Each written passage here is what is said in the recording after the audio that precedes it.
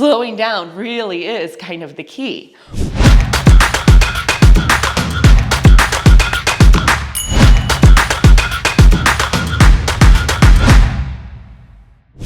I don't feel anything when I row. I hear this all the time. And sometimes the response that I find online from other people is just row harder. And I'll be honest, that's not super helpful.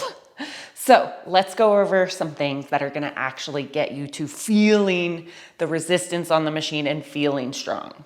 I'm Cassi Neiman. I'm a You Can Row To Master Rowing Instructor.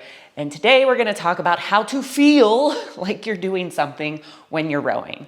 So again, I have found responses on the internet and from other coaches that are just row harder, row stronger, row longer, do it better, right? And that just is not wrong, but it's not as helpful as it could be.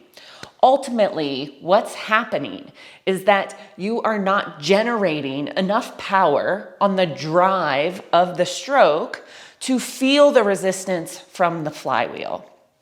This is a variable resistance machine, which is great, which means it meets us wherever we are. We can row very lightly and get a very light resistance from it. We can row very hard and we get a lot more resistance. But how do we do that? If you are sitting down on this machine and you feel like you are already rowing hard and rowing in the strongest way that you can and you still don't feel it, especially in your legs, let's go over some ways that we can troubleshoot that, okay? So the first thing you can do is you can check the machine itself. Is it full of dust? Is it really old? Is the chain been ungreased for a very long time? The condition of the machine can affect the way it feels. I'm gonna be honest with you. It's probably not that. There are probably other things going on, but it is helpful to just examine the machine you're working on and make sure it's in good working condition and it's not full of a bunch of spiders inside the flywheel and things like that. We can look at the damper setting, which then correlates to the drag factor. I would suggest adjusting that damper on the side until your drag shows something in the range of probably 115 to 140. If you don't know what I'm talking about, it's fine. Honestly, again, it's probably not your problem. But go ahead and adjust that damper so it's somewhere between a 3 and a 6. You may find as you're troubleshooting this problem, a higher damper might help in the beginning. But ultimately, we want to be able to bring that damper down as low as we can and still feel the same work, because then we're doing less work to get the same amount of response. Now, just real quick, this damper setting adjusts a drag factor, which is shown in your machine. You can go to menu, more options, display drag factor, row a couple strokes, and it's gonna give you that number. There could be a very old machine in your gym that perhaps a damper setting of 6 gives you a very low drag. So you may indeed need to raise the damper setting to meet the criteria that you need. These are all very nuanced answers because in the end, the drag and the damper, it's all personal to you and what you want to do. So that is why I'm saying it is probably not your problem. Okay, there are probably other things going on. So let's move on, right? The second thing that is going to help us feel the resistance in the machine is just rowing slower. Slow down. The stroke is built off of 2 big movements, and that is a drive and a recovery. So the drive is when we are pushing the legs down, and the recovery is when we are coming back up into this catch position. A lot of times what happens is as soon as those legs come down, we want to pop them right back up and get back up into that catch position as fast as possible. And what that does is it eliminates the recovery, it rushes you back up to the front, and it makes it a lot harder for you to connect to that flywheel. So if we could do just the most simplest of things, it would be to slow down this recovery. Slow down so that when you get here, you are ready to connect to the machine. So slowing the recovery and then pushing through those legs. You can also think of it as a deceleration into the catch. So in your stroke, you are accelerating through to the finish and decelerating into the catch. We can't accelerate both ends because then we'll whip ourselves into a frenzy right off the machine. So we want to accelerate, decelerate. Now, rowing slower may help you feel that connectivity, that resistance from the flywheel. Ultimately, what's happening when we take a stroke, we are pulling this chain, which is moving the fan inside this flywheel housing and pushing air. So slowing down will help, but really, we want to make sure we understand the positions that we need to be in, how we get to those positions, and then what we do once we're in them. So that takes us to steps 3, 4, and 5. Number 3 is just going to be understanding the position. When we get into this catch position, the goal is to have our shoulders in front of our hips. In this position, I am now capable of pushing with my legs, and I'm just hanging on the handle with my arms. A lot of times when someone says they're not feeling their legs do the work, it's because they've let their butt travel underneath them, or alternatively, their shoulders were never in front of their hips at any point. And the first thing that connects to the machine is the arms. It's the upper body. So we've bypassed all the work that the legs can do.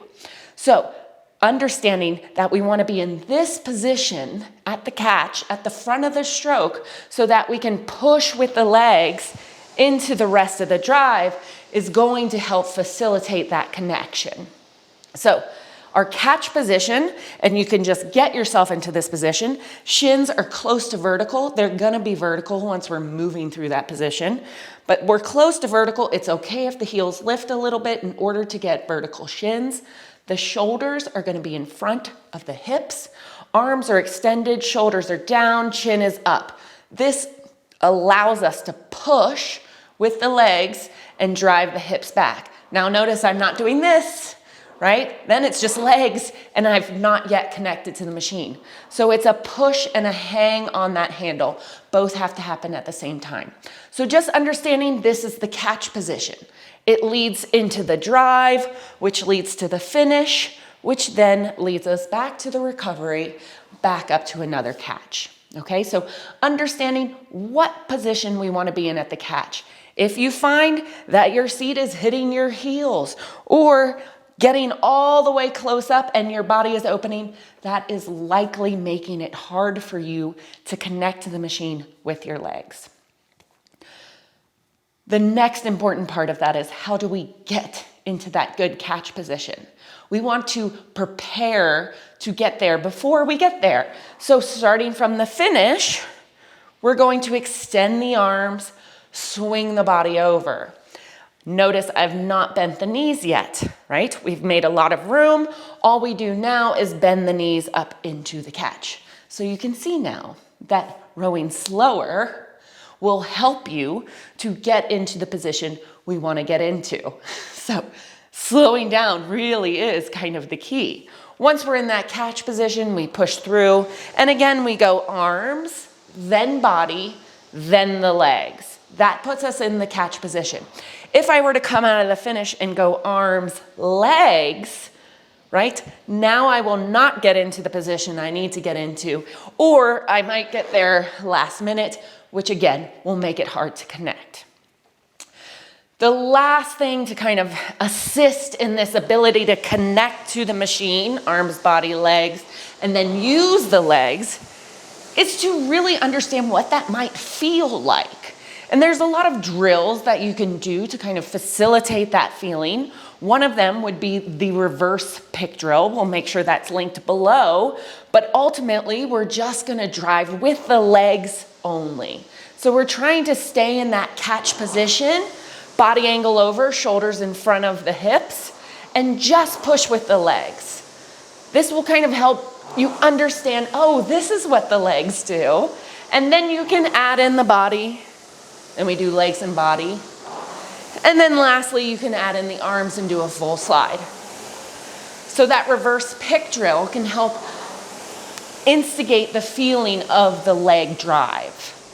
The other thing you can do, and I found this drill to be very helpful, is just take one of your feet out. If we put one of our feet in the foot stretchers, take the other one out and just place it next to us. When we come up into that catch position, we're just gonna row a full stroke with one leg. And what we're doing right now is forcing that one leg to do all the work. So if we keep it slow, we get into our good catch position, and then we push with that leg, you're gonna feel more of the load on one side. When you do that, it makes it more aware. You're more aware of what's going on. Your brain is paying attention. Oh, this is what my legs do. You can switch legs, try the other one, and then go back into a regular full stroke with both legs. But ultimately, we're trying to remind ourselves that the rowing stroke is really just a push with the legs, and we hang on with that handle. And ultimately, when I get that comment, I don't feel it in my legs when I row. Someone is doing something more like this, and they're pulling with their arms and really bypassing the work that their legs are doing, versus this position where they can get a bigger push back and use the bigger muscles to get more out of every stroke. So again, when it comes to feeling rowing, feeling it in your legs, feeling the resistance of the machine, an easy, quick way to do that for a lot of folks is to put that damper all the way up at a 10. It's because it creates more air coming into the flywheel housing and makes it heavier. It makes it feel like you're doing more work. I get it. But it is likely that if you have to do that to feel the resistance, there is something technical going on. And there's something that could be fixed to make your stroke more efficient so you can row longer and harder and stronger and do whatever it is you want to do, right? So avoid that kind of cheat of throwing the damper up to a 10 and instead find a way to connect with the machine at a lower damper, a lower drag setting. It is probably not because your machine is dirty. That there are cases where that may be what's going on, but more than likely, there's something going on in the stroke. So again, you're gonna slow way down. You're gonna make sure you're getting into a good catch position. You know what the catch position should be. That's also very important. You are going to prepare to get into that catch position. So getting the arms away, then the body, then we get into that perfect catch, boom. Then you are going to push with your legs. You are going to feel the leg drive. Understand how that works. It's a push back, not necessarily a pull with the arms, but it's also not just a push. There's a little bit of a hang on that handle. So keeping everything tight from the legs up into the upper body. We want to keep those shoulders down so we can hang as effectively as possible. So try those things and see if that helps you connect to the machine. It takes time. It's not an easy fix, but rowing takes practice. This is a skill on top of being a movement pattern. So practice it. The better you get at it, the more efficient you feel, the more you're going to enjoy the whole process itself. So I hope that helps. Let us know, and we'll see you next time.